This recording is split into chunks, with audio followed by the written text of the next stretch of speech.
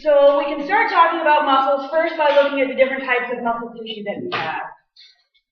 We have first most of our muscle tissue is skeletal muscle tissue. And it's skeletal muscle tissue because in general it's attached to a bone. And our skeletal muscle tissue is made of cells called muscle fibers that are as long as the muscle in which they reside. So they're our biggest muscle cells. So we'll say that these are made of muscle fibers.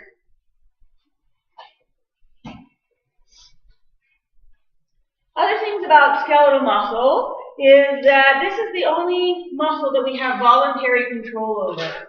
So we call this voluntary muscle.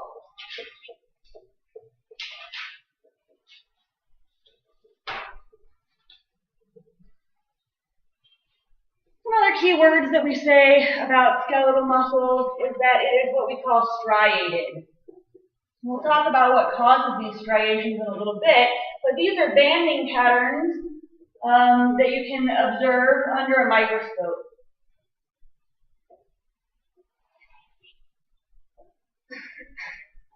These striations form the basis of skeletal muscle contraction. So when we look at what they're composed of, we'll see where those come from and what they're doing.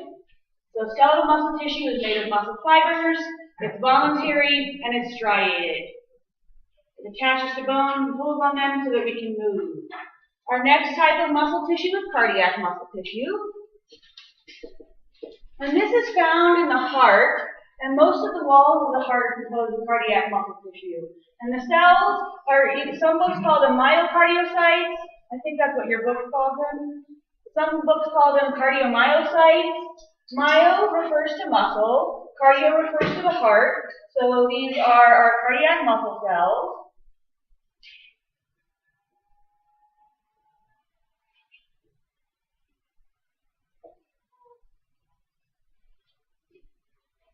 And things that we can say about heart tissue is our heart muscle tissue is that it is involuntary. You do not have voluntary control over your heart.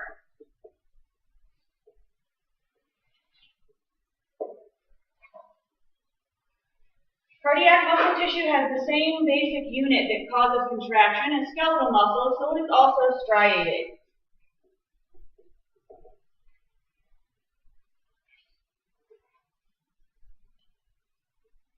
So again, cardiac muscle is found in the wall of the heart. It makes up most of the wall of the heart. And the cells are called myocardiocytes. These cells are not long like muscle fibers are. They're kind of short branched cells. One similarity that they do have to muscle fibers, though, is that they have more than one nucleus. So they can have 2 or 3 nuclei per cell. Our muscle fibers can have a lot of nuclei per cell. So we'll just say that our muscle fibers are multinucleate. And that's because when our skeletal muscles are forming, they start with these stem cells called myoblasts that all fuse together to form big, long muscle fibers. Each one of those myoblasts had its own nucleus. And when they fuse then, our muscle fibers get many nuclei. Our cardiac muscles are also starting from fused cells, so they only have like 2 or 3. These cells are also branched. Our last type of muscle tissue is called smooth muscle, and it's just made of smooth muscle cells. These do not have striations as their basis of contraction, which is why they look smooth under a scope. And they also are, like cardiac muscle, are involuntary. So we can say these are involuntary and they are smooth. They do not have striations. Frequently they're called spindle-shaped cells. So, and they only have one nucleus.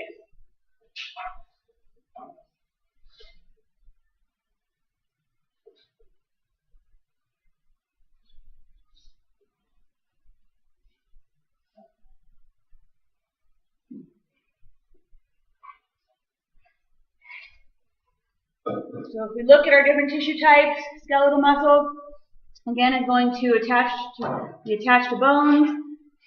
They have these single long cells called fibers that are striated. They're multinucleate. They have many nuclei in them. And these are the only muscle cells that we have conscious control over. Cardiac muscle is found in the walls of the heart. These cells are branched, and they can have 2, sometimes 3 nuclei. They also have striations. You can see that these branched cells are joined up by these special junctions. This darker line here is called an intercalated disc. An intercalated disc has 2 parts, a desmosome that snaps the cells together physically, and a gap junction that holds the cells together chemically. So an intercalated disc is a chemical and physical junction that holds our cardiac cells together so they can all behave as a single unit.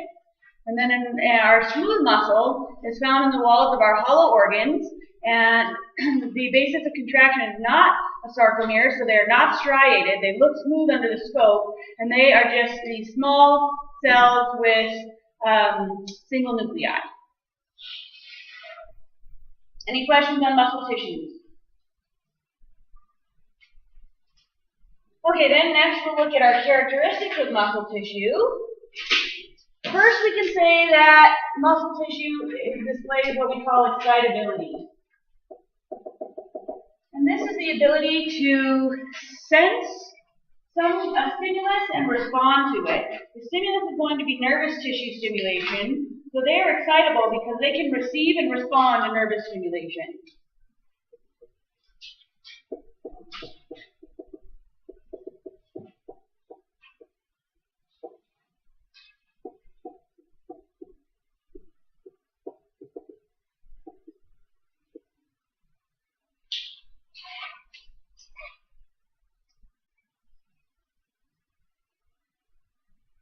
So we'll talk about how we excite our muscle cells in just a little bit.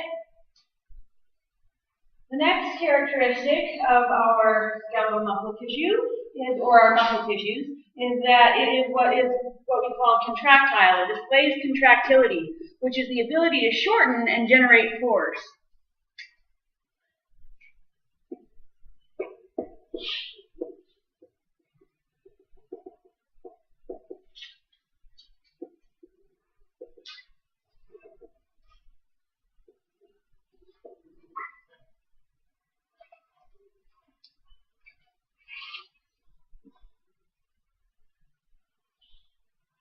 The next characteristic of muscle tissue is that it displays what we call extensibility, and this is the ability to be stretched.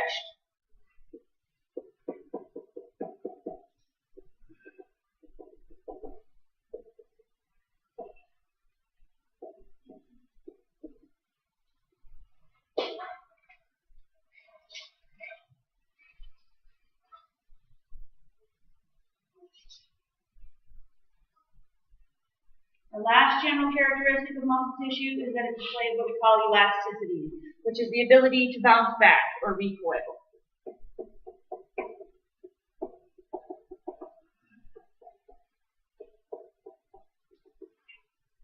So we'll say it can recoil, which is return to resting length.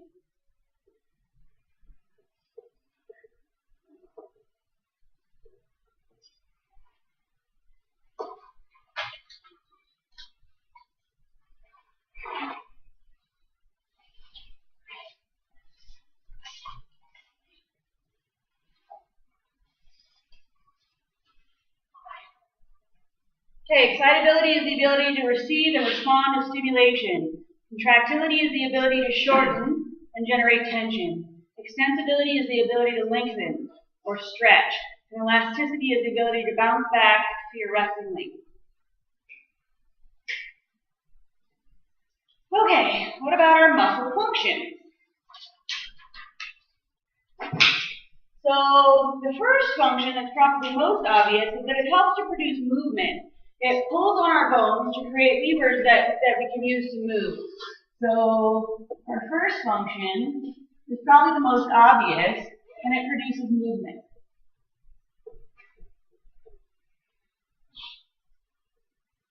And actually, skeletal muscle is going to produce movement of your limbs and things. So it pulls on your bones to move your body or body parts.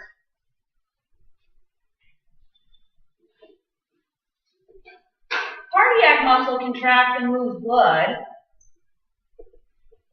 So it moves blood through the heart.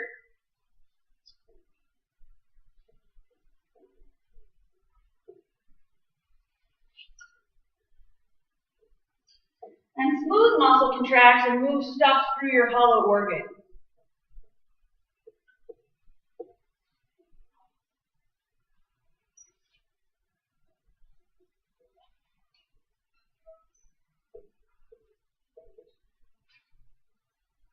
So blood vessels have smooth muscle, they contract and can move blood through the blood vessel. Your stomach has smooth muscle, it contracts and moves food to your small intestine. So there's always some kind of movement happening when we contract. Our skeletal muscle is producing your gross body movement, or other types of muscle tissue are moving things through organs.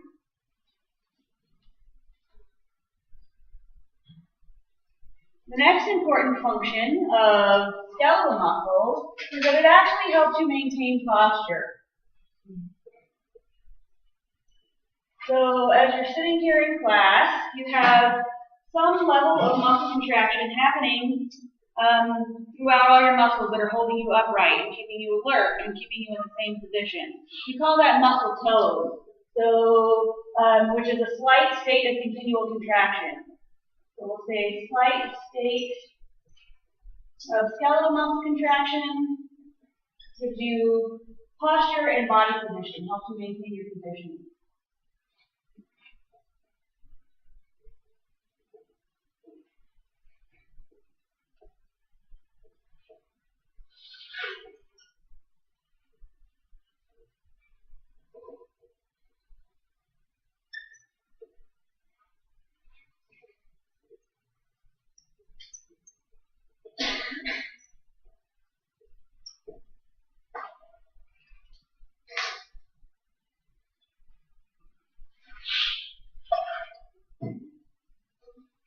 Muscle tissues also help to stabilize joints.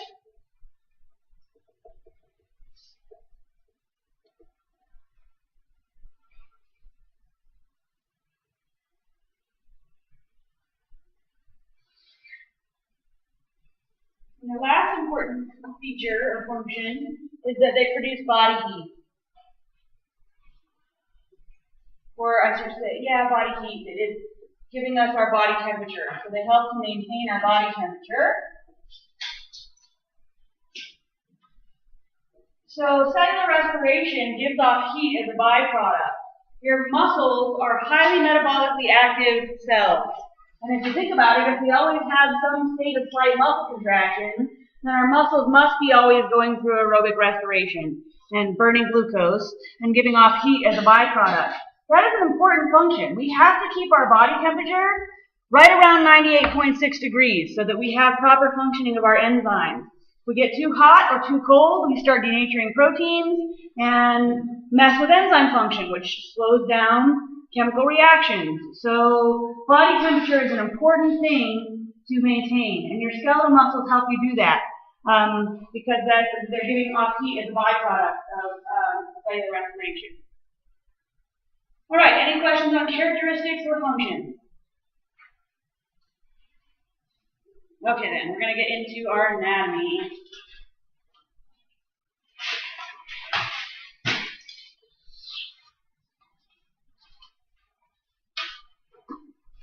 So all skeletal muscles are served by a nerve, an artery, and veins.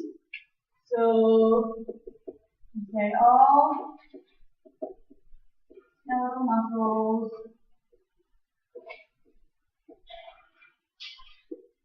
are served by a nerve, an artery, and vein. So the nerve is going to bring in nervous stimulation so that we can control what they're doing. The artery is going to bring oxygenated blood, and our veins are going to drain the deoxygenated waste-rich blood from the skeletal muscles.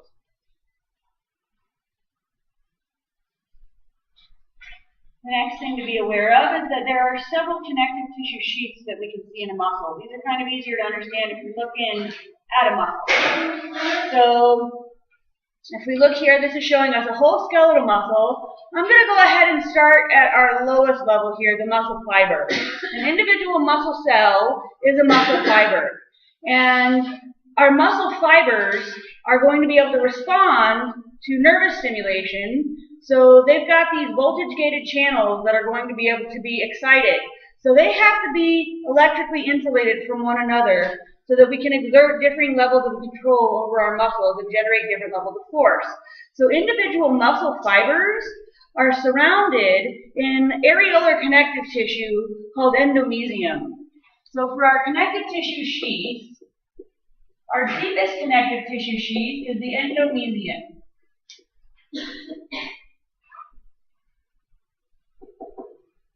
Endo, again, means within. This mist here is telling you it's within the muscle. And so this is our endomysium.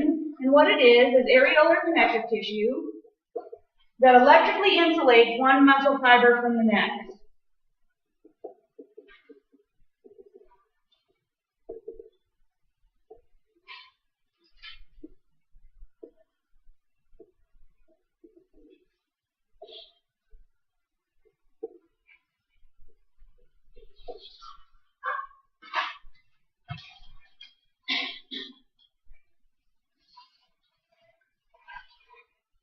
So our deepest connective tissue sheath is the endomysium, and it surrounds individual muscle fibers. Several muscle fibers are gathered together in what we call a fascicle. And a fascicle is surrounded by our next connective tissue sheath, perimysium. Peri means around, so this is around our muscle fibers, and it's gathering together fascicles. This is dense, irregular connective tissue. What does dense, irregular connective tissue do? Oh, come on, your knowledge is building on what you've already learned.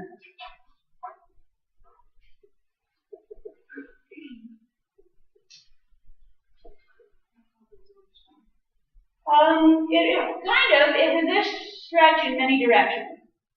So our dense irregular tissue is going to be able to resist stretch in many directions. You can push around on your muscle, and it can resist that stretch in many directions because our perimysium and our epimysium are both made of dense irregular connective tissue. So this, we'll say, surrounds fascicles of muscle fibers.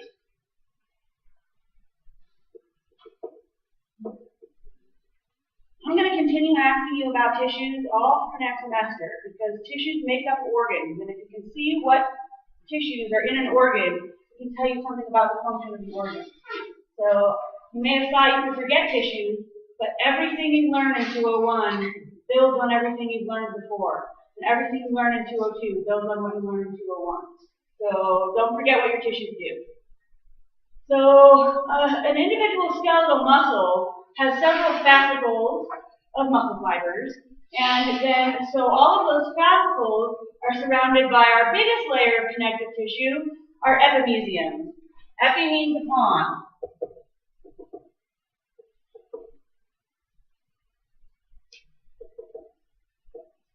So this is also dense, irregular connective tissue, but it's surrounding all of the fascicles in the muscle.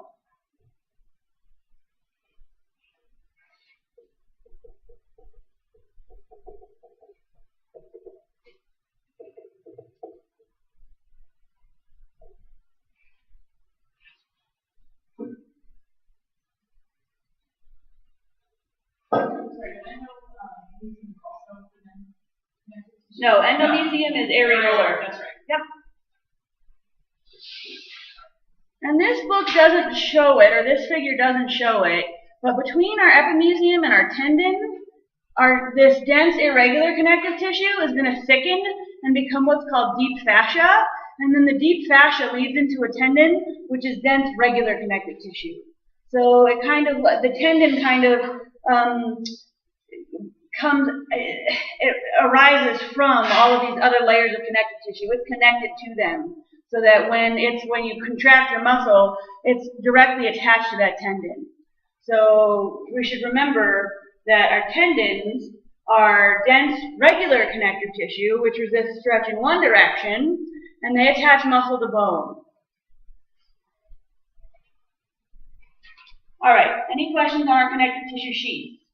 So does the endomysium group fibers together to create muscle? No, the endomysium electrically insulates individual muscle fibers. The perimysium groups muscle fibers together to create a fascicle. Okay, so the perimysium makes the It holds the fascicle together. The muscle fibers make the fascicle. And then the fascicles are held together to make the muscle by the epimysium. All right. So again, you can see our epimysium is this outermost layer that's holding together our fascicles. Our fascicles are held together by perimysium, and our muscle fibers are electrically insulated by endomysium. As far as attachments go, we can say that our muscles are attached to bones by rope-like structures called tendons.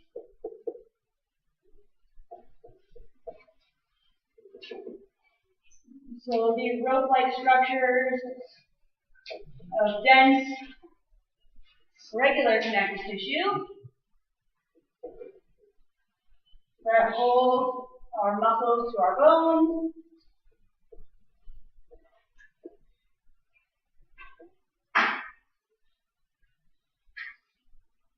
So some people were messing this up on the knee model. They said, oh, that's the quadriceps femoris ligament, and it holds the quadriceps femoris to the patella. Ligaments hold bones to bones. Tendons hold bones to muscle. So remember how you can remember that is if you draw a little T, it's going to hold our muscle to a bone, versus if you draw a little L, it's like a straight line from a bone to a bone.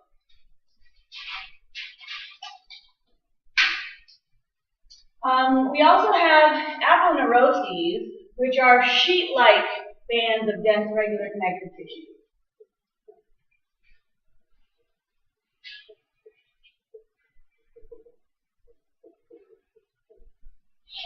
And they tend to go across the bone, like your epicranial aponeurosis. Oh, the head's not facing in the right direction for me to show you. But this model back here, you can kind of see it's got a red muscle right there on the front, and then there's this big white strip that goes around to the back, and there's another muscle back there. That's an aponeurosis. It's a sheet-like structure that is going to attach our muscles to our bones.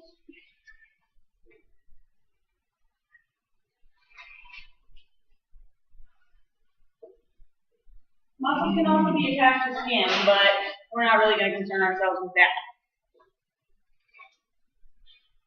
So, is that a tendon then? No, it's an aponeurosis. So it's separate tendons, even though they're both muscles. Yeah, because they're different. Like this, they're different structurally. Like this will be rope-like, and then aponeurosis is sheet-like.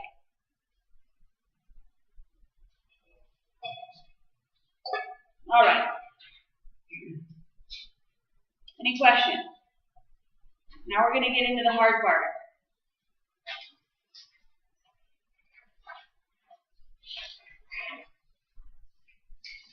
Okay. So, to understand how muscles are excited and contract, we have to look at the microanatomy of a muscle fiber. So, the first thing I want to do is kind of just go over a brief review of what gives cells what's called a resting membrane potential. So if we just look at any old cell in the body, then they all have what are called resting membrane potentials, which is a difference in charge from one side of the cell to the other. So we can stick an electrode in it, we can say, what is the charge in here relative to out here? And in general, we're going to be negative inside the cell. And this different resting membrane potential for our different cells is created by differing numbers of different types of channels. You've got sodium leak channels. So which way will sodium leak if it's leaking through a channel? Will it leak into the cell or out of the cell? It will actually leak into the cell. Sodium is in higher concentration outside the cell. Our potassium leak channels, potassium is the ion that's in higher concentration inside the cell. So for a potassium leak channel, potassium would leak out. Now why don't these just reach equilibrium? They don't reach equilibrium because we have a pump called the sodium-potassium pump, And it's going to pump 3 sodium out. And it's going to pump 2 potassium in against their concentration gradient. Every cell has these. Every cell has a resting membrane potential. Only some cells can do anything with it. Muscle cells and neurons. So we're going to look at how our muscle cells can do something with it by looking at the different channels that a muscle cell has.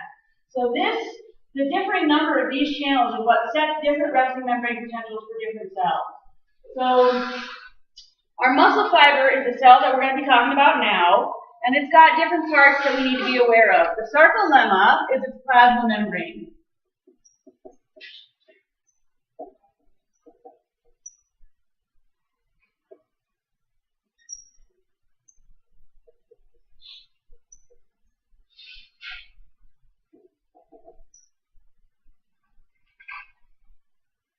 So if we look at a cell, a muscle cell, it's got this plasma membrane called the sarcolemma. So that's here in red. And the sarcolemma is going to be able to be responsive because it has different types of channels in it that are going to allow for the movement of these ions. So I'll just kind of introduce them to you now. We've got, and we'll talk more about the specifics in a little bit. So we've got what are called voltage-gated sodium channels.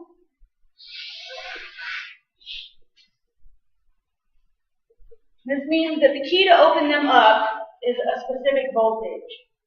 Voltage-gated sodium channels can exist in 3 states. And don't worry, we're going to review all of this physiology again, but we might as well go over this anatomy so that we've seen it and we know what we're talking about. So our voltage-gated sodium channels can exist in 3 states, what we call closed. And this is just like that door. It's closed. If we turn the knob, we can open it. The knob is a specific voltage that will open that channel. The other state then that they have is open. We turn the knob, it opens. The third state that they exist in is what we call the inactivation state. And if I'm likening this channel to a door, it would be like if I locked that door and then I put some 2x4s on it and I nailed it shut so that you cannot open it. You from the outside could not open that. So in the inactivation state, there was nothing you can do to open that channel. So the voltage-gated sodium channel is going to cycle through these 3 states. The other types of channels that are present in the sarcolemma are what are called our voltage-gated potassium channels.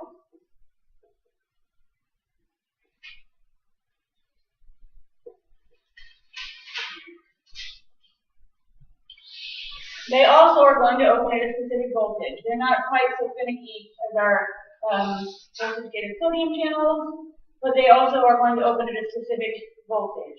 And since they're channels, they let ions move down their concentration gradient. So when the voltage-gated sodium channels open, sodium comes in. When the voltage-gated potassium channels open, potassium goes out.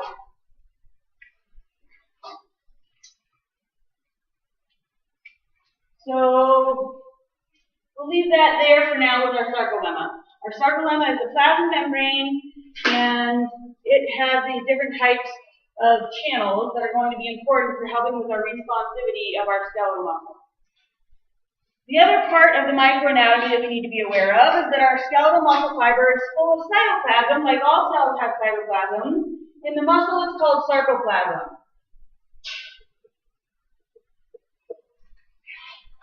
So our sarcoplasm is the cytoplasm of our muscle fibers.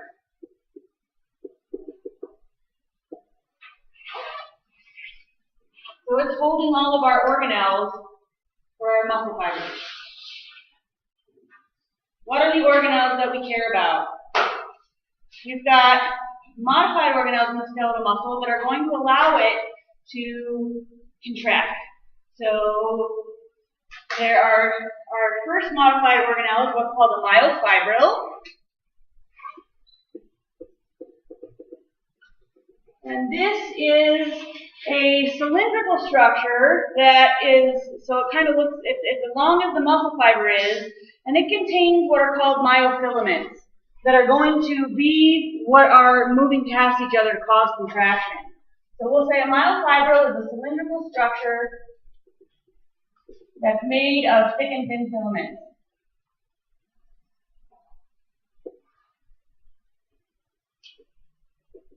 Thick and thin, specifically protein filaments. And we'll talk more about those in just a minute.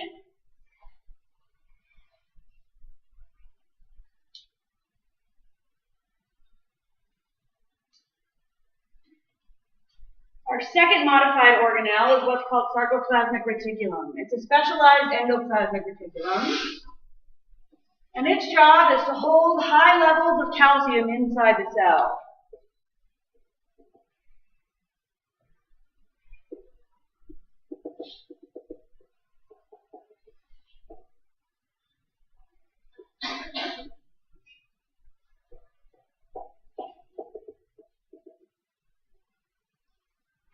So if we look at our sarcoplasmic reticulum, it's an organelle, it's floating around the sarcoplasm, and it's going to have these, two different regions that are going to thicken out near this thing called the T-tubule, which we'll talk about in just a second.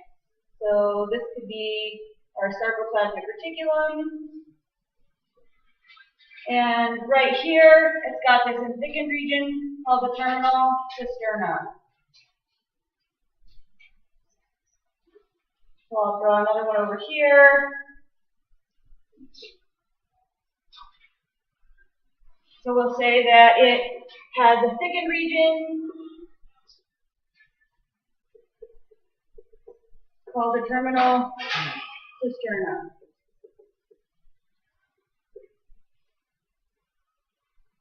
One is terminal cisterna without a need to have a need. All right. Then our last modified organelle we need to worry about as far as structure goes is this thing that's coming down here called the T-tubule.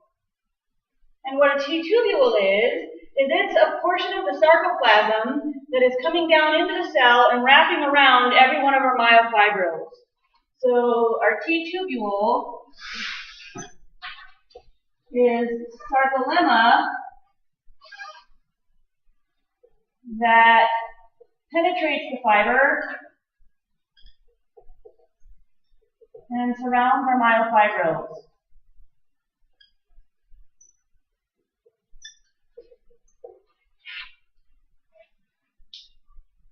Yeah. What is the region called cisterna. C-I-S-T-E-R-N-A-E is plural. A is individual. Let me write that one more neatly.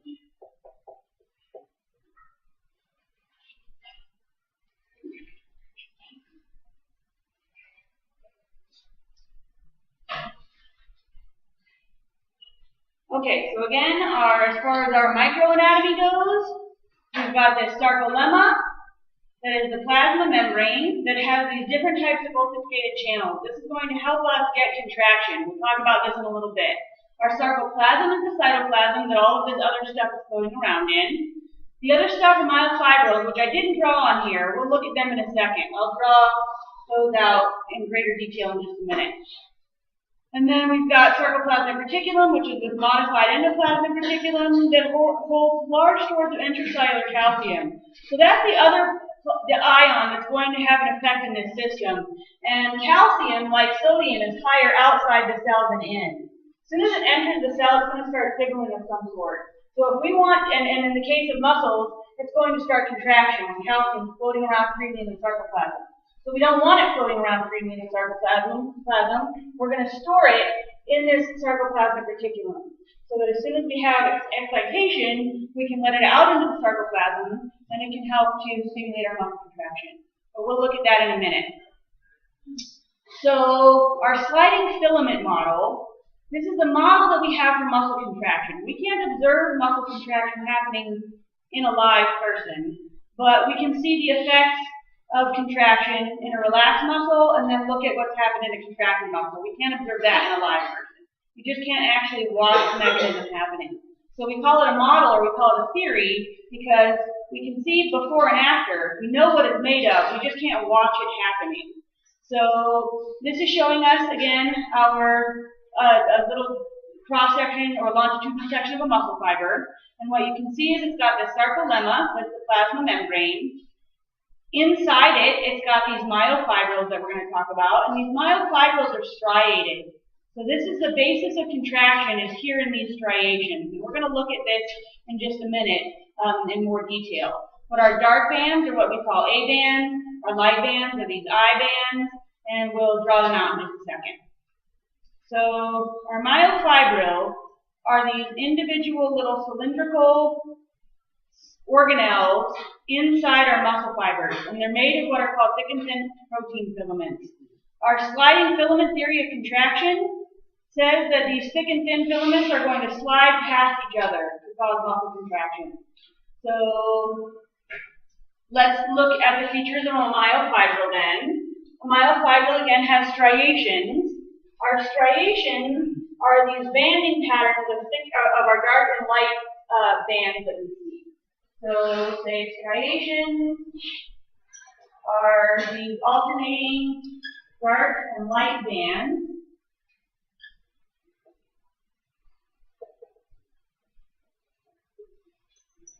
Our dark band that we observe comes from what we're going to call an A band. And we'll look at this in more detail in just a second. Our light band that we observe is coming from our I band. So our dark part of the striation is this A band, and the light part is I band. How are you going to remember which is which? Dark has an A in it, light has an I in it. Pretty convenient. So our striations are caused by this characteristic banding pattern caused by these different dark and light bands. The next thing that our myofibrils have is many sarcomeres. Sarcomeres are the functional unit of skeletal muscle because they are the smallest unit capable of contraction.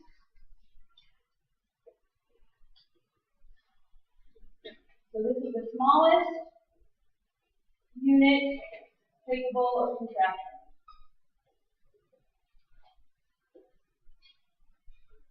And another way to define it is that it's the space that spans from Z disc to Z disc.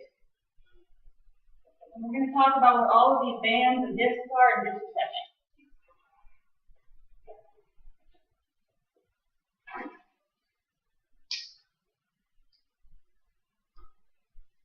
So we're going to draw out a sarcomere in just a second. But a sarcomere is this is the basic unit of contraction, and it's the area that spans from Z disc to Z disc.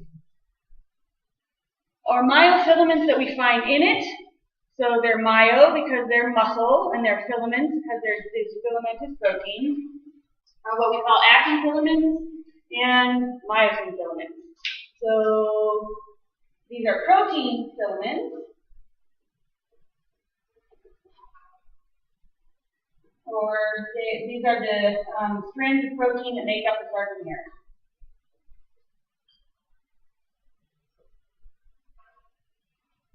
They're not all of it, we'll talk about it in a second. So we'll say that we find in the sarcomere.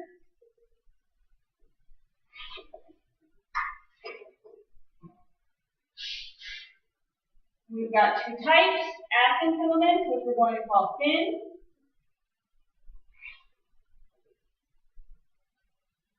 And myosin filaments, which we will call thick.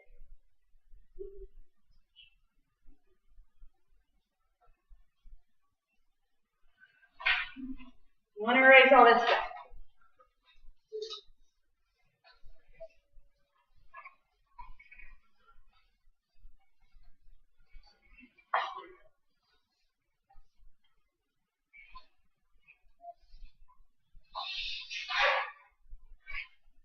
Okay, so our sarcomere is this region that spans from Z disc to Z disc. What's a Z disc? The Z disc are these proteins that are arranged perpendicular to the longitudinal axis of the muscle fiber.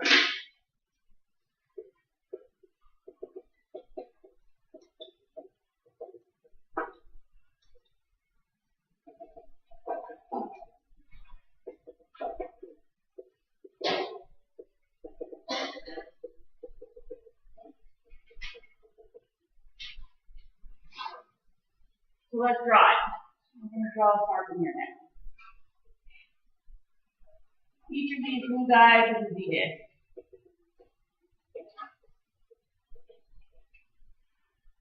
From our Z-disc, our thin filaments are attached and they're facing the center of the sarcomere.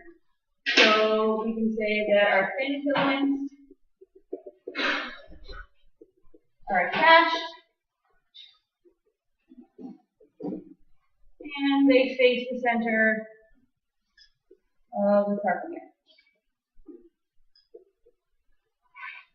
So you can draw these guys in.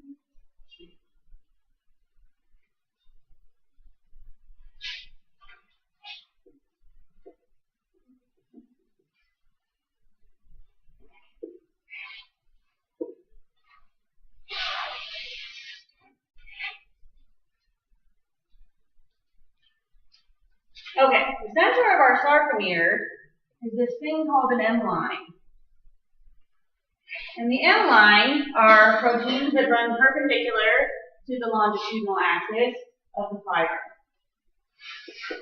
So they're found in the center of the sarcomere. And this is where our 6 filaments are attached to.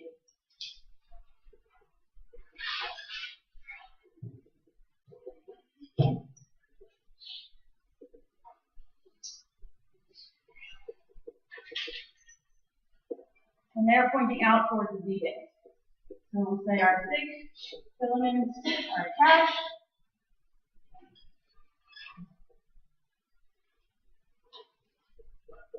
And point out towards the Z-disc.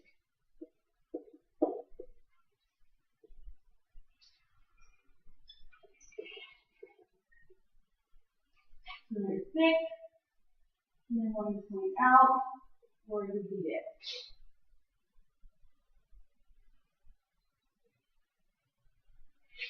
On the ends of our 6 filaments, we have these cool proteins called connective, and they are attached to the 6 filament and out to the Z-disc.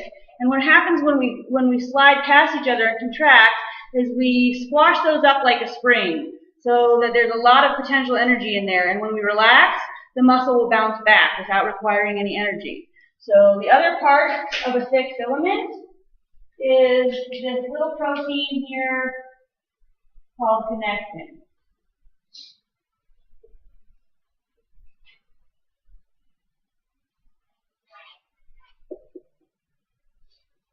And what we'll say is it's like a spring that gets squished as the muscle's contracting. So this is it allows relaxation and return to resting links to be passive. This is what gives our sarcomeres elasticity. Our muscles can bounce back because we're squashing these connecting proteins up. So they're like a spring, and they will give elasticity to the sarcomere.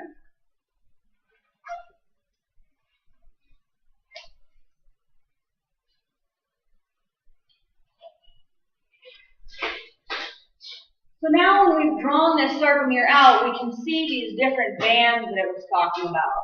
Our A band is this dark band where we have overlapping of thick and thin filaments.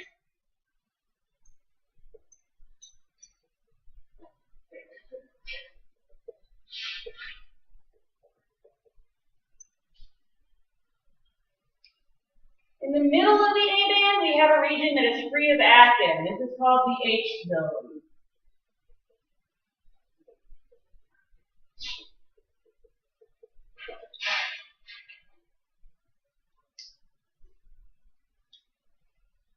An I band is kind of weird because it actually spans 2 sarcomeres. So the I band would come from these 2 regions that are free of myosin.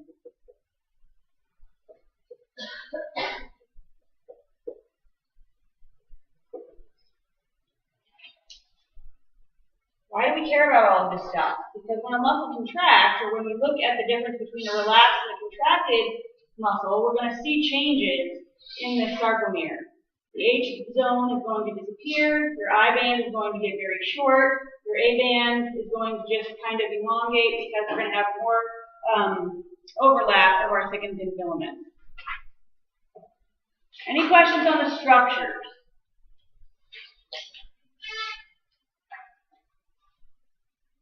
Okay.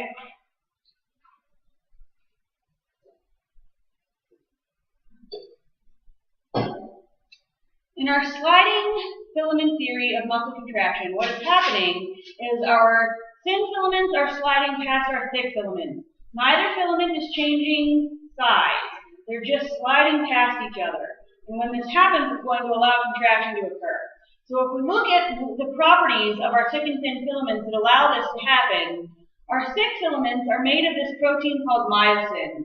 So our myosin filaments, or myosin proteins, are kind of interesting. They've got this tail that has these two globular heads poking off of it.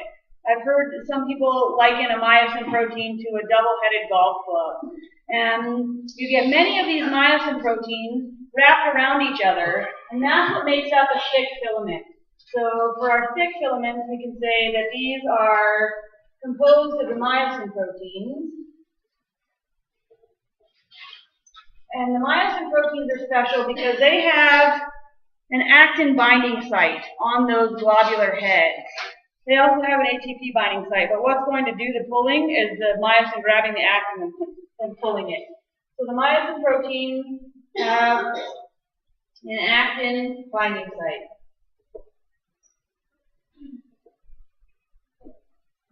Our thin filaments are made of this protein called actin, and they have other proteins associated with it that are blocking the myosin head binding sites so that we don't always have contraction happening. So we'll say for our thin filaments, these are composed of actin, but then they also contain these other proteins, what's called the Troponin Tropomyosin Complex. So we'll say they're composed of actin that has myosin head binding sites,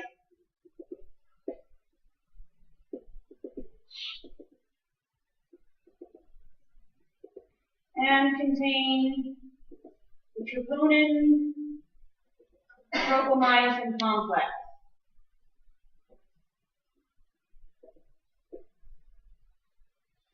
And this blocks the binding site, the myosin head binding site, during relaxation.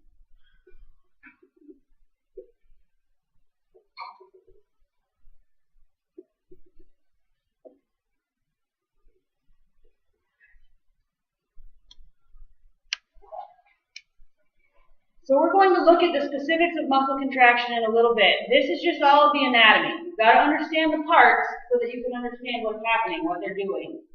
So in our sliding filament theory, when calcium binds to troponin, it's going to shift this complex off of actin and expose the myosin head binding site. Myosin is going to reach up and grab the thin filaments and pull them toward the center so that our filaments slide past each other and we shorten to generate force. So let's see. The other parts that are going to be involved, so those are our myofibrils. We've already talked a little bit about the sarcoplasmic reticulum and T-tubules. The sarcoplasmic reticulum is this modified endoplasmic reticulum that stores calcium. The T-tubules are these portions of the sarcolemma that comes down and pokes in and goes around every myofibril. So one T-tubule and two terminal cisterna is going to form what we call a triad. And this triad is going to be how we get from these nervous signals, electrical signals on the outside, to opening up this calcium channel on the inside so we can get calcium out there. So the last structures that we have to worry about are triads, and they're made of these tubules and our terminal cisterna.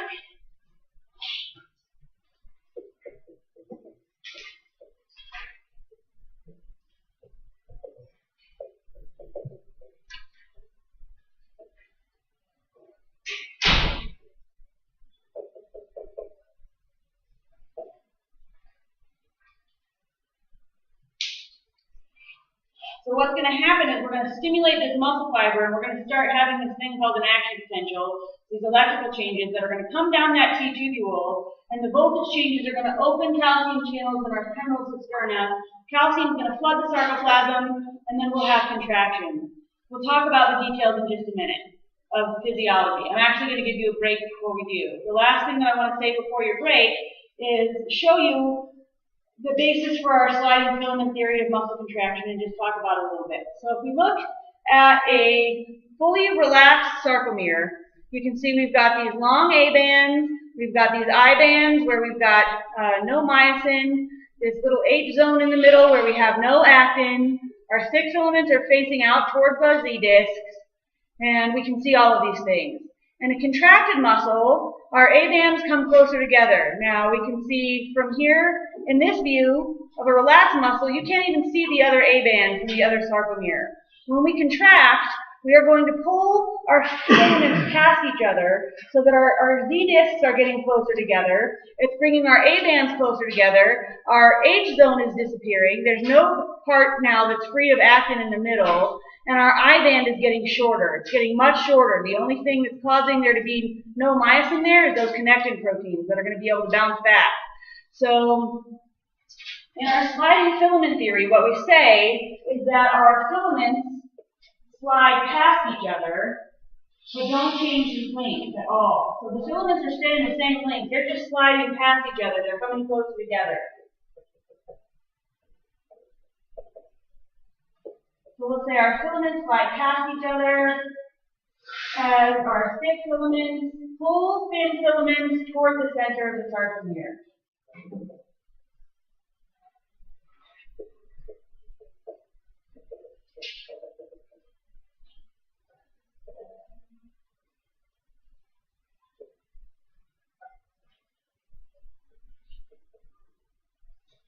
Other things that happen, our A bands get closer together.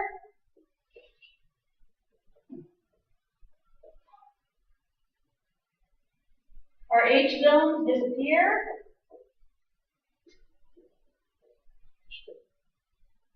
And our I bands get shorter.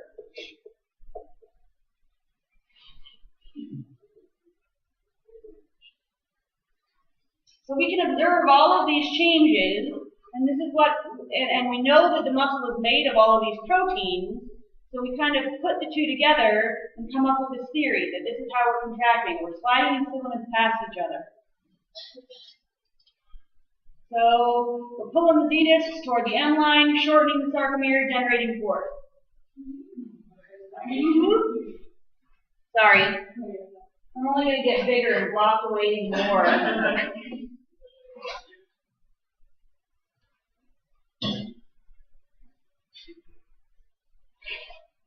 So when the thick filaments pull the thin filaments toward the center, what happens is our Z discs get closer to the M line, or are pulled toward the M line.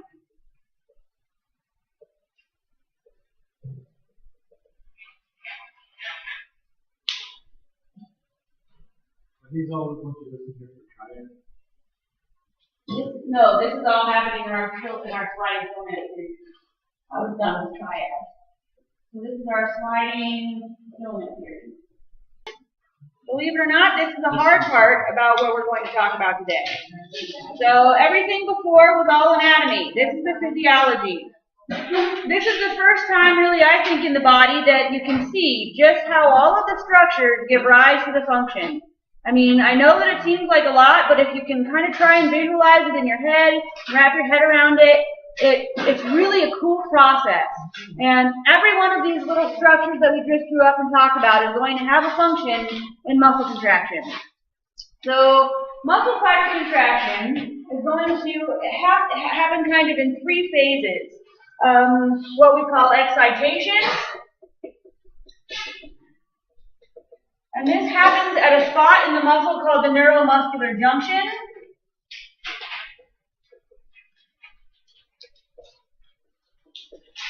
And this will be the nervous system stimulating the muscle. So this is nervous system stimulates the muscle.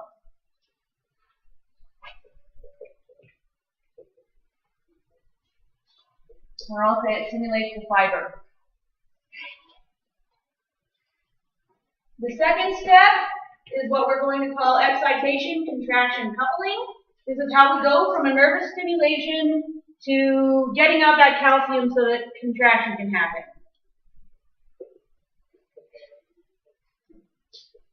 An excitation, contraction, coupling is going to occur at the sarcolemma, T tubules.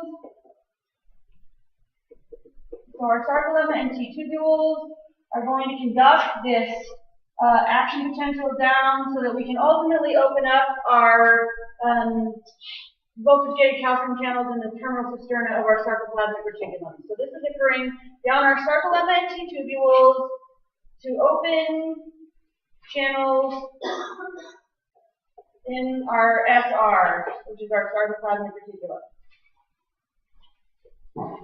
Then the third event is going to lead to contraction. This is what we're going to call crossbridge cycling.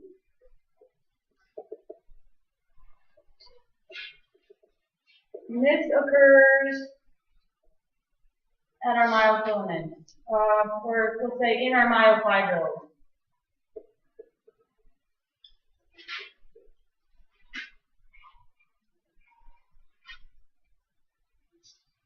So our excitation is happening at this place called the neuromuscular junction. It's the nervous system stimulating the fiber. Excitation, contraction, coupling is how we're getting from excitation to contraction. And this is happening down our sarcolemma and T tubules so that we can open up channels in our sarcoplasmic reticulum. And then crossbridge cycling is happening in our myofibrils. And this is going to be the actual shortening of those sarcomeres.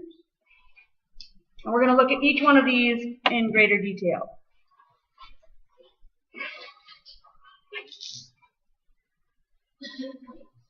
So this, don't worry, I'm not going to just like put this up and then send you home. We're going to talk about all of these in detail, but this is kind of just summing it up.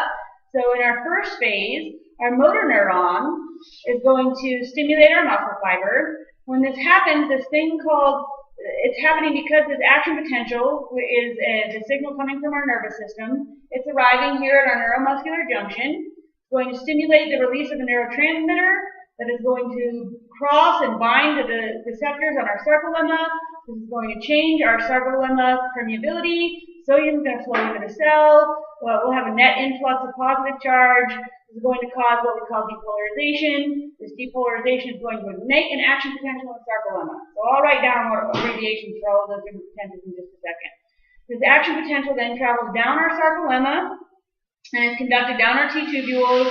When it gets to our T tubules, it's going to open up these calcium channels in our sarcoplasmic reticulum.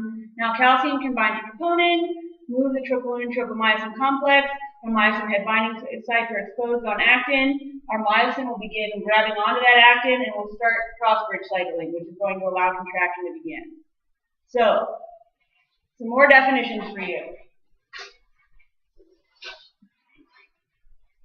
Depolarization is a move away from resting membrane potential in a positive direction.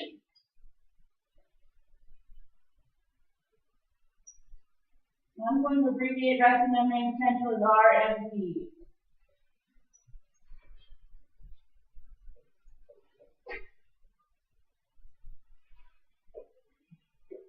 Repolarization is coming back to resting membrane potential.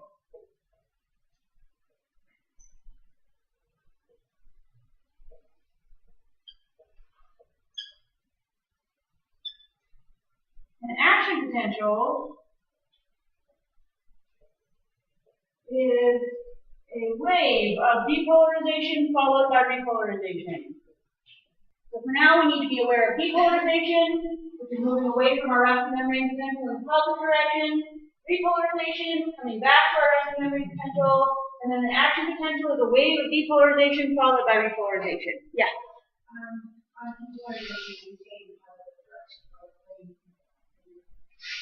We're going to move from a negative charge to just up in the positive direction.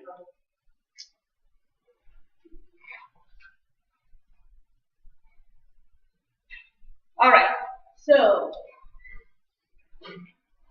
our first event is going to be happening at our neuromuscular junction. A neuromuscular junction has three components to it. What's called the axon terminal of the neuron, a synaptic cleft, which is the space, and then the motor end plate. So the motor end plate is this specialized region on the muscle fiber that has an increased number of what are called acetylcholine-gated channels. So our excitation is going to begin at our neuromuscular junction. This has three parts. One is our axon terminal, which is if you look, this is a motor neuron that's coming down from our nervous system, and it's got this enlarged region called an axon terminal. Sometimes it's called the synaptic knob, sometimes it's called the synaptic bouton. It's got a lot of different names. For right now, we're just going to call it the axon terminal. And this is the enlarged region at the end of a neuron. And it stores neurotransmitter, which is basically a chemical message released from neuron. And in this case, the neurotransmitter is called acetylcholine. ACH is the abbreviation.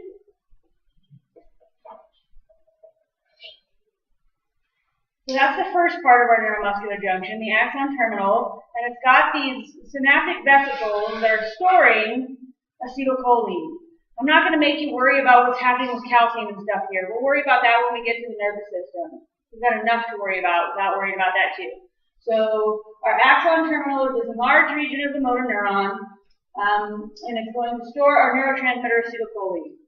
The second part of our neuromuscular junction is what's called the synaptic cleft. And this is the space between the neuron and the muscle.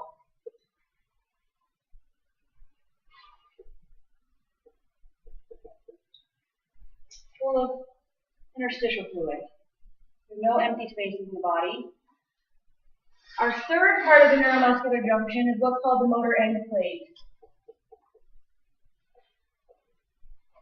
And this is a region on the muscle fiber that has a high number of what are called acetylcholine-gated channels.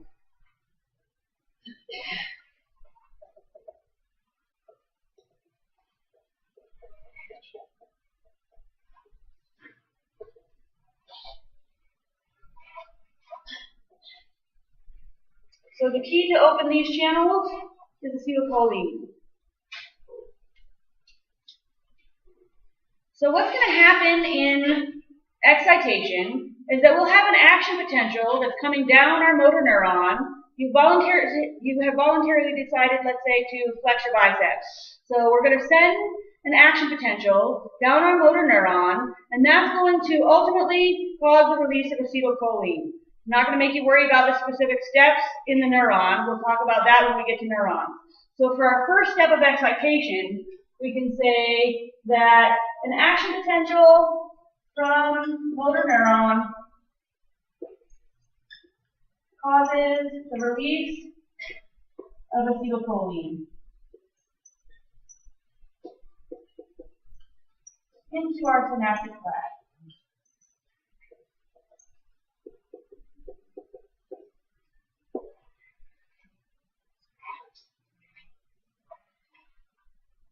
So an action potential comes down the motor neuron, we release acetylcholine. Acetylcholine then is going to enter the synaptic cleft. It's going to diffuse across and bind to these acetylcholine-gated receptors on the motor end plate. So we can say that that's our second step of excitation, is ACH binds to our ACH receptors on the motor end plate.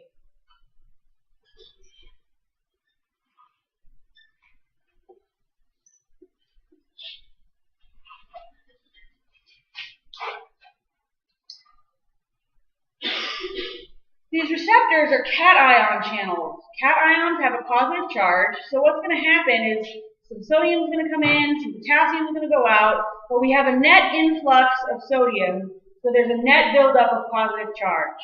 So this will be the next event in excitation, is that we open cation channel, which is this ACH receptor, and have a net buildup of positive charge inside the cell.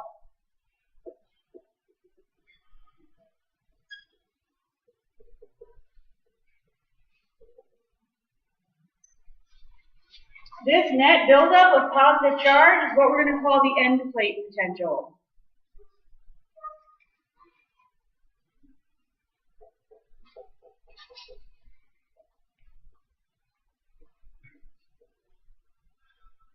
Why is it an end plate potential? Because it's a difference in charge from one side of the membrane to another. That's what a potential is. And it's happening specifically here at the motor end plate. So this end plate potential is going to excite the muscle cell. I'm going to erase my excitation definition. What's the last one? Where? Open cation channels and have a net buildup of positive charge inside the cell.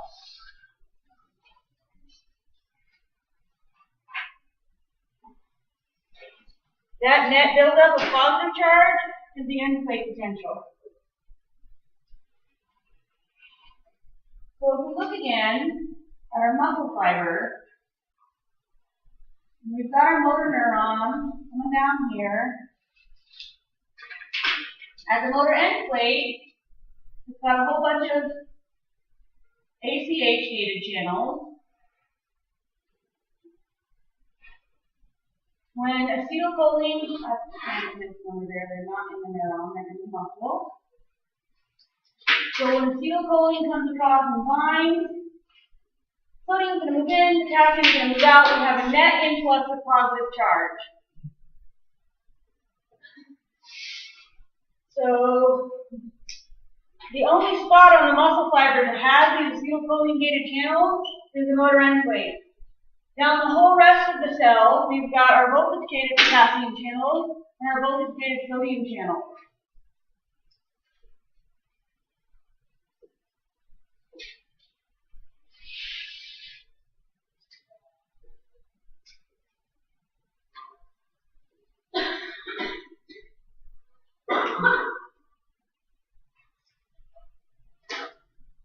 So the gate to open these channels is acetylcholine, or the key to open the gate is acetylcholine. When they open, we have a net influx of positive charge. Now that positive charge can diffuse through the sarcoplasm and stimulate the opening of our voltage-gated sodium channels. So this is how we're going to get from excitation to contraction to this next step, excitation-contraction coupling. So when you're done sending the nervous signal, acetylcholine gets degraded by this enzyme acetylcholinesterase, and then the channel closes, and our action potential is going to be conducted down the rest of the length of the sarcolemma. So how are we generating this action potential? This is our excitation-contraction coupling, when we're going from this nervous signal of acetylcholine to this action potential that's going to be a wave of depolarization followed by repolarization. This action potential is happening because of these voltage-gated channels. So for our next step, we'll say this is excitation-contraction coupling.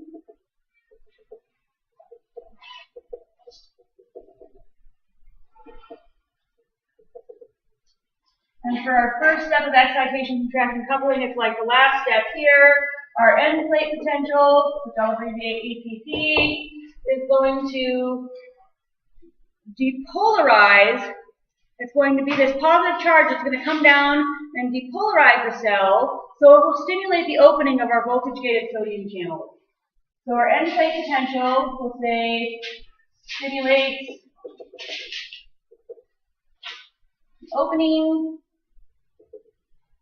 of our voltage-gated sodium channel. When our voltage-gated sodium channel opens up, sodium rushes into the cell. There's going to be positive charge coming into the cell, so it's moving us away from rest, so we will depolarize. So sodium rushes into the cell, depolarizing it.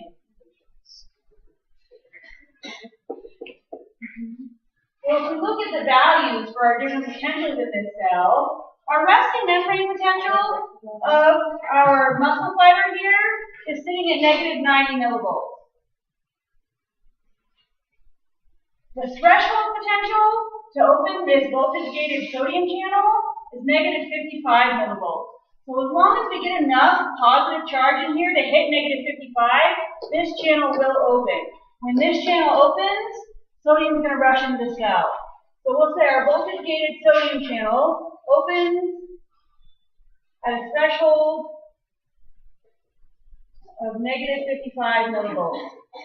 We're going to draw this out on an electrical graph in just a minute. So it's going to open, sodium's going to rush into the cell, depolarizing it to positive 30 millivolts. At positive 30 millivolts, the sodium channel is going to close and enter its inactivation state. So we cannot open it again until we come back to our resting membrane potential in a little bit. So this positive 30 millivolts, we'll say this puts the voltage-gated sodium channel in the inactivation state. This is important because it ensures that the action potential flows in one direction away from the neuron and doesn't like go backwards. So sure, these channels down here are going to be able to depolarize, but it's going to conduct away down the length of the fiber and not come back towards the neuron. I'm sorry, so the plus 30. This is how high sodium is rushing into. So we're starting at a resting membrane potential of negative 90. When our acetylcholine gated channel is open and sodium starts having this, we'll have a net influx of sodium. As long as we get to negative 55, that'll open our voltage-gated sodium channel. They stay open until positive 30 millivolts. And then they close and they go, not only do they close, but they enter their inactivation state. Okay. So the other channels that are going to be important in developing this action potential are the channels that are going to repolarize the cell. We said the action potential is depolarization followed by repolarization. So I kind of like level 1 A&P books, but they don't tell you all the details like you're going to need to know if you want to take the MCAT. So if you're going to take the MCAT, come talk to me. We'll talk more specifically about the difference between voltage-gated potassium and voltage-gated sodium channels. For now, we'll just go with the introductory version that your book's giving. But I have taught the MCAT, and there's some details you have to know for that exam that your book doesn't go into. So for now, what we'll say is after our sodium channel closes, our voltage-gated potassium channel is going to open, potassium is going to rush out of the cell and repolarize it. So that would be like our second step, is that our depolarization opens our voltage-gated potassium channel, and potassium rushes out, repolarizing the cell.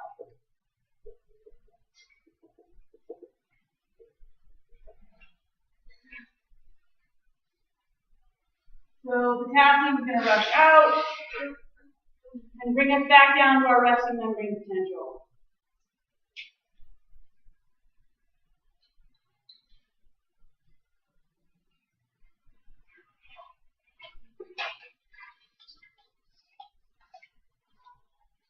That is going to spread like a wave down the whole sarcolemma and down our T-tubules. So excitation, contraction, coupling happens down the sarcolemma and the T-tubules. So these voltage-gated calcium channels, sodium channels will open, they'll close, but when they open, that positive 30 came down and opened these next voltage-gated channels. So then that positive 30 comes down and opens these next voltage-gated channels.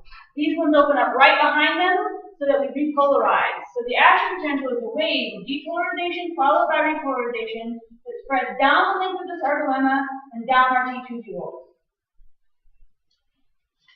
We've got to get it down our T-tubules because we've got to open up channels in the Sarcoplasmic Reticulum to get calcium out, but we'll look at that in a second.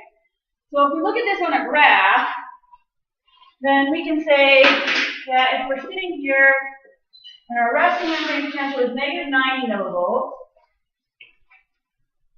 then we're sitting here at rest, just hanging out. Now a nervous signal comes along, and we open up those acetylcholine-gated channels, and sodium will start trickling in. It's going to trickle in until we get to negative 55. So this is This is a net influx of positive charge due to the end plate potential, or it's what's causing the end plate potential. So this will say is due to our ACH gated channels. When we hit that negative 55 millivolts, now we're going to open up our voltage gated sodium channels, and sodium is going to rush in to sodium's equilibrium potential of positive 30 millivolts. So this is our depolarization due to our voltage gated sodium channels.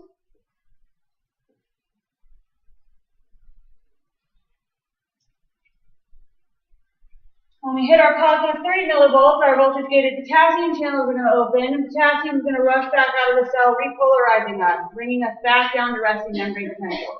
So this is repolarization, and it's due to voltage-gated potassium channels. When we come back to rest, our voltage-gated potassium channels close, and our voltage-gated sodium channels return to the closed state instead of the inactivation state.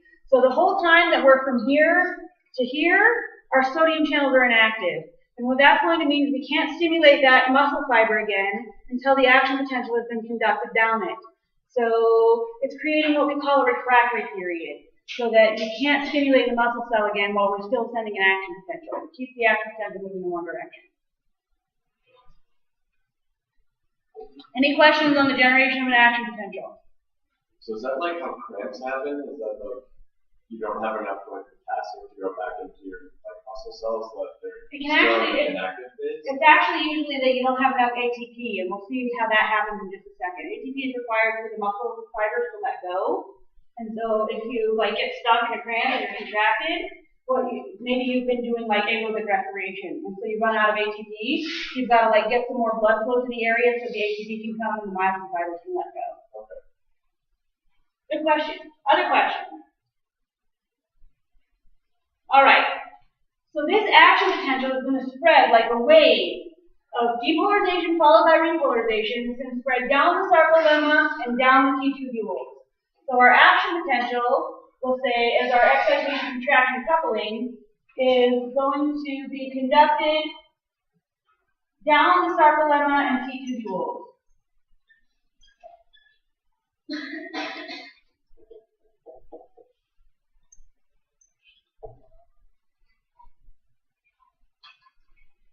Why? Because we need to open up another type of voltage-gated channel in the Sarcoplasmic Reticulum. So if you remember, our Sarcoplasmic Reticulum has these terminal cisterna that are abutted right up next to T-tubules. So if we get this action potential coming down in close proximity, we can open up voltage-gated calcium channels here and let calcium into the sarcoplasm. So that's what we have to do. So we can say that our the action potential down the T-tubules stimulates the opening of voltage-gated calcium channels in our sarcoplasmic reticulum.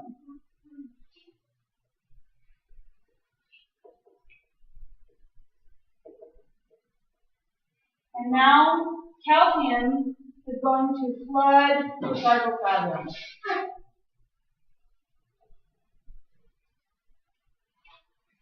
Now we're going to be able to start contraction.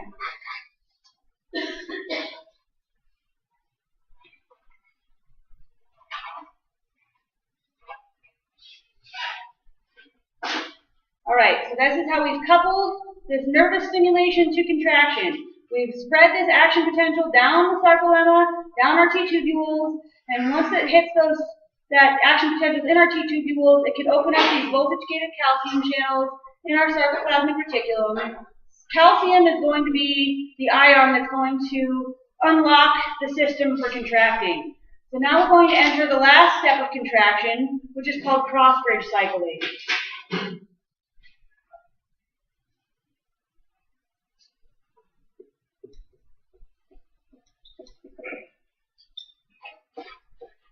So we'll say Crossbridge Cycling leads to contraction. And calcium is it's a huge intracellular signaling molecule. So what is going to happen in our muscle cell, now that we have let this out into the sarcoplasm, our calcium is going to bind to troponin of that troponin tropomyosin complex and change the conformation so that the whole thing shifts off of actin and exposes our myosin head binding sites. So we'll say that we're kind of this is leading up to our crossbridge formation. Our calcium is going to bind troponin. Our troponin tropomyosin complex moves off of the actin moves off of the myosin head binding site on actin.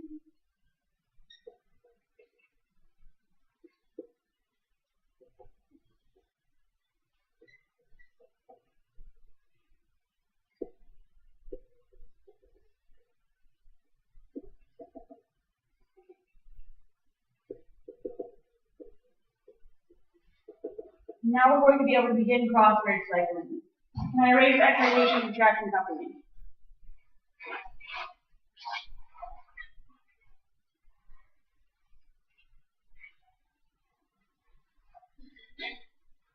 Okay.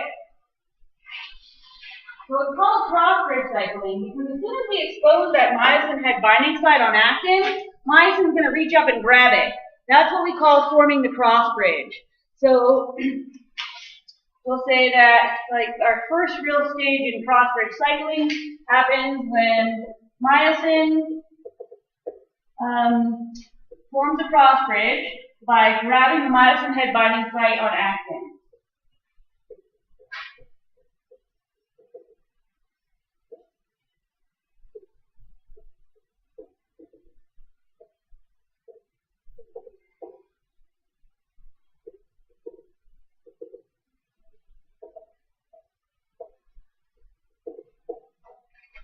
So that's our first step. We form our crossbridge.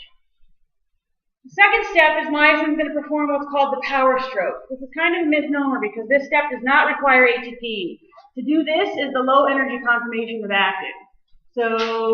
Or of myosin, sorry.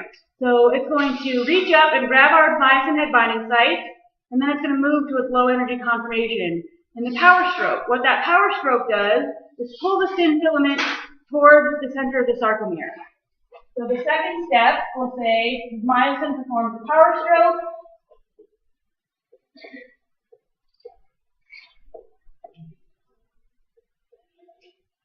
And this pulls the actin towards the center of the sarcomere.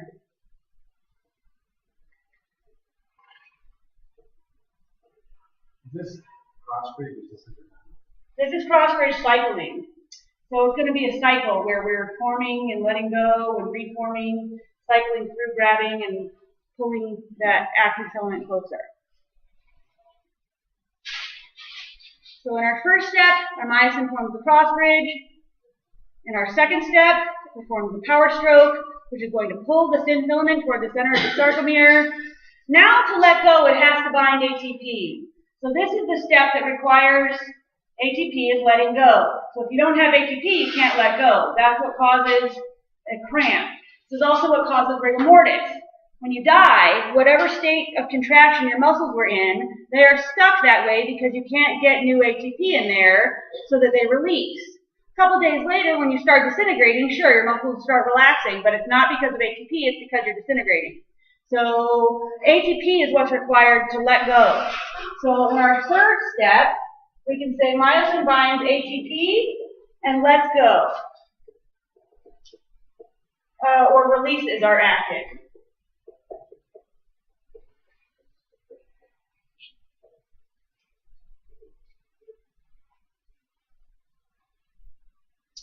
Now we're going to hydrolyze that ATP. The high energy conformation is out this way. So we're going to burn that ATP to come back, or some books call it cocking back to where we started. So you're basically resetting in that high energy conformation.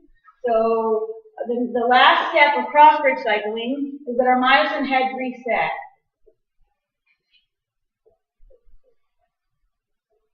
As long as calcium is present, this will cycle again and again and again. Calcium and ATP both, I should say. So as long as calcium's here now, the myosin will reach up again, it'll perform the power stroke, pull the thin filament in again. As long as we've got ATP, it'll let go, reconform to its original starting position, and start over and over and over again. This is why it's called crossbridge cycling, because we're cycling through these different steps of myosin changing conformation and things. So when you think about what's happening in a muscle, you've got lots of myosin proteins making up that thick filament, and they have lots of myosin heads sticking out in 360 degrees in all of these different directions, and they're cycling through different parts of crossbridge cycling. They can't all be doing the same thing at once, or you wouldn't make any movement. So you can kind of liken it to, I don't know if any of you watch Walking Dead, but if you've got a zombie in your well, and you got to get it out so you can have clean water, then you and your friends are all going to have to work together to pull that zombie out. So you get the rope on him, and if you all just like pull and let go, then he falls. And then you pull and you let go and he falls. That doesn't work. You've got to cycle through your hands on this rope so that each of you is grabbing the rope at a different point in time so that you're actually moving the zombie out of the well. Same thing with our thin filaments. Our thick filaments are going to be reaching up. Our myosin filaments are reaching up at different points in time and grabbing different myosin head binding sites and pulling our thin filaments together. So that this is happening all around the myofibril in 360 degrees so that we have shortening, and this is what we're, like if my thumbs are our Z-discs, and the spaces between our thick filaments then, they're pulling on these thin filaments until we have overlapping, and that's going to cause the shortening of our sarcomere, the generation of tension in our muscle. Question? So they say the same thing in this model? This is the mechanism that explains our model. Okay, So this is just all of the details of it. So do you see how all of those anatomical structures give rise to that function? yeah. It's not yet. Ponder on it. Yeah. So if it's intercalated, this doesn't happen, or You have to have calcium for it to happen. So that's why we have to get our calcium out of the SR into the sarcoplasm. Other questions? But this is a reason that calcium homeostasis is so important. If you don't have calcium, you don't have muscle contraction. Also, if you don't have calcium, you don't have nervous signaling. We're going to worry about that in the neuron, but you could see that at the beginning of the picture. Calcium was needed to get that acetylcholine out. So this is what makes blood calcium homeostasis so important, which is why I asked you that on your test.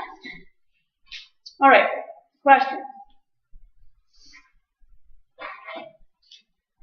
Oh, we could keep going. We're running slightly faster than the Wednesday class. Who wants to keep going? No one.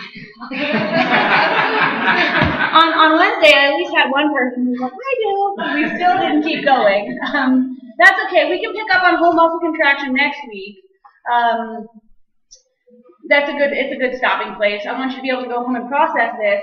But I want you to think for a moment about your prior two exams. We've had essay questions where you've had to explain physiological mechanisms, and we've had diagram questions where you've diagrammed something we've diagrammed in class. What did we diagram today? A sarcomere, a muscle fiber. I mean, a sarcomere is probably pretty fair game for diagramming and describing. This is the basic unit of contraction. If you understand what's happening in a sarcomere, what it's made of, and how they all respond, then you will understand muscle contraction. I know it seems like a lot right now, but you can process it, go home, draw it out, and you'll get it, because it all fits. It's like a puzzle. And so that's a great question for diagramming and describing. A great essay question would be to, I don't know, let's say describe the events that lead to muscle contraction. So you would have to describe excitation at the neuromuscular junction, excitation, contraction coupling down to the sarcolemma and T-tubules, and contraction, which occurs because of crossbridge cycling. So if you can't put all of this into your own words, then you're not ready for the test. So I know that you shouldn't, I don't expect you to know right now how to put it in your own words, but by next week you should be able to. Yeah.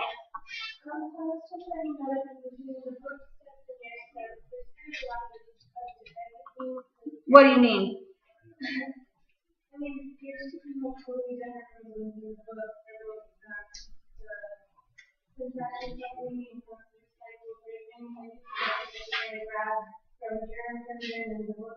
They are different words for the same thing.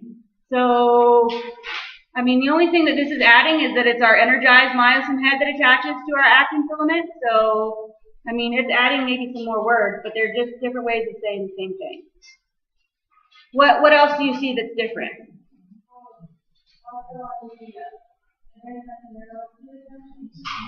Right, because I wasn't making you worry about like our voltage-gated calcium channels opening our acetylcholine or our vesicles.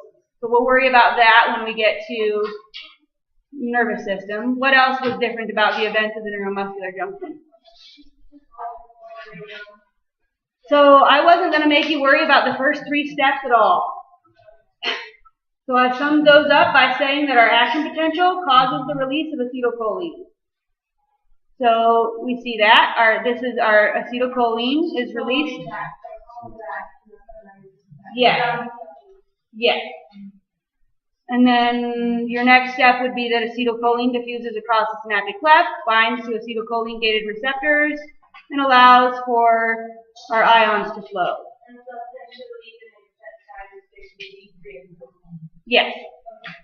Yeah, so I'm just trying to take this part easier on you because this is nervous signaling, and we're going to be able to talk about nervous signaling when we get to the nervous system. Other questions? I mean, I don't want you to walk away from class thinking that your book's not telling you the truth. So if you need me to like make the bridge between me and the book, I can. Sounds good. Does anybody else have questions? The review? Oh, the video? I will try and get that up tonight. So it'll be up, but it'll definitely be up by tomorrow. Yeah. The review I'm also going to try and get up by tomorrow. I have to just finish chapter 10's lecture so that I know what to put in the review for it. Other questions?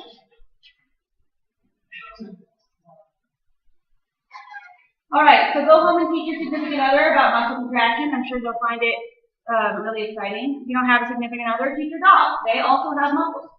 So, because if you can explain it to somebody else, then you understand it. If you can't explain it to somebody else, if you just, keep getting caught up on excitation, contraction, coupling, then that's what you need to go back and review.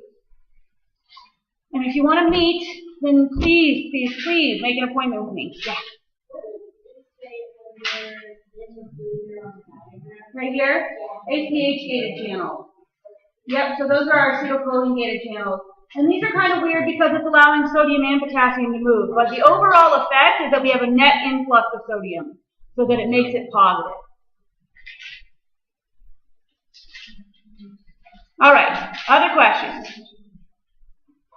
Then take a half-an-hour break. I'll see you back. It's at 25. Go print out this new lab. So at the very bottom of your lab guide, there's an Adobe PDF file that says Lab 8, muscle tissues. I want to do muscle tissues. So print out that, and then I'll see you in a bit.